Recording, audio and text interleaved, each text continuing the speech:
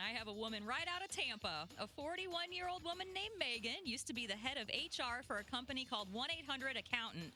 They hired her in 2019 and fired her 6 months later. But after they fired her, she still had access to the company's database. So over the next 2 days, she logged in and basically destroyed the company. She deleted 17,000 job applications and resumes. She also left a bunch of profanity-filled messages in the system for her bosses to find, but it backfired because they knew it was her.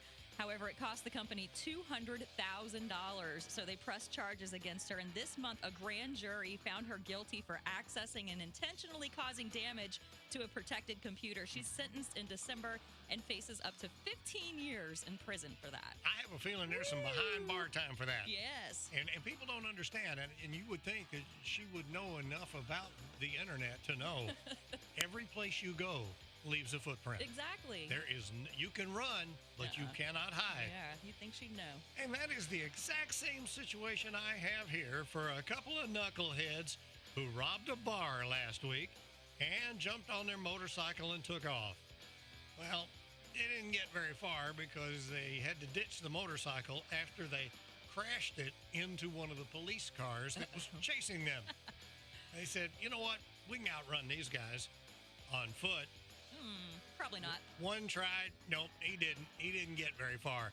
But the other one said, you know what? There's a lake here. I bet I can jump in this lake and swim across it. Well, you do that if you're a real good swimmer.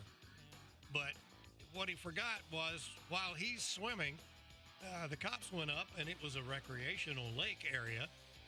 There was a pedal boat. Oh. So two of the cops hopped on the pedal boat, started chasing this guy across the lake. Another cop hopped in a canoe. He was pretty good at handling the canoe. That was funny.